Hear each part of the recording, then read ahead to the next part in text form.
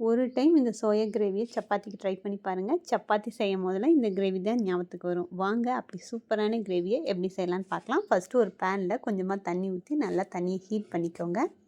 அதில் நான் குட்டி குட்டி சோயா சேர்த்துக்கிறேன். நீங்கள் பெரிய சோயா இருந்தாலும் சேர்த்து நல்லா கொதித்த உடனே லிட் போட்டு ஒரு 10 நிமிஷம் மூடி வச்சிடலாம். இப்போ சோயாலாம் நல்லா வெந்துடுச்சு. இப்போ ஒரு பேனில் கொஞ்சமாக எண்ணெய் ஊற்றிக்கோங்க. எண்ணெய் காஞ்ச உடனே 1 ஸ்பூன் சோம்பு, 1 ஸ்பூன் சீரகம், 2 கிராம்பு, கொஞ்சமாக பட்டை சேர்த்து ஒரு 2 நீளமாக கட் பண்ணி வச்சுருக்க பெரிய வெங்காயத்தையும் சேர்த்து நல்லா மிக்ஸ் பண்ணிக்கலாம்.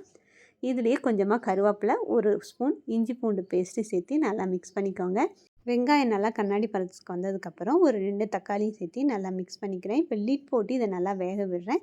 இதில் நான் ஒரு 4 ஸ்பூன் தேங்காய் துருவல் சேர்த்திக்கிறேன். இதையும் சேர்த்து நல்லா மிக்ஸ் பண்ணிக்கோங்க. இப்போ இந்த கிரேவிக்கு தேவையான உப்பையும் இதில் சேர்த்திக்கிறேன். இதில் 1/4 ஸ்பூன் மஞ்சள்தூள், 1 ஸ்பூன் மிளகாய்த்தூள், 1 ஸ்பூன் தனியாத்தூள், 1/2 ஸ்பூன் கரம் மசாலாவையும் சேர்த்து நல்லா மிக்ஸ் பண்ணி வச்சுக்கலாம். இது நல்லா ஆறுனதுக்கப்புறம் மிக்ஸி ஜாரில் நைஸாக அரைச்சி எடுத்துக்கோங்க.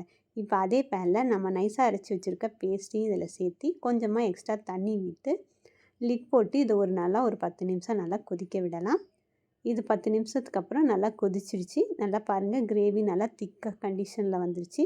இப்போ நம்ம பிழிஞ்சு வச்சுருக்க அந்த சோயாவை சேர்த்து நல்லா மிக்ஸ் பண்ணிக்கலாம். நல்லா திக்கானதுக்கப்புறம் கடைசியாக கொத்தமல்லி தலையை தொட்டு இறக்குனீங்கன்னா சூப்பரான சோயா கிரேவி ரெடி ஆகிடும். இது கண்டிப்பாக சப்பாத்திக்கு ட்ரை பண்ணி பாருங்கள். கண்டிப்பாக உங்களுக்கு பிடிக்கும். இது மாதிரி வீடியோஸ் பார்க்கணுன்னா நம்ம சேனல் லைக் பண்ணுங்கள், சப்ஸ்கிரைப் பண்ணி வச்சுக்கோங்க. தேங்க்யூ.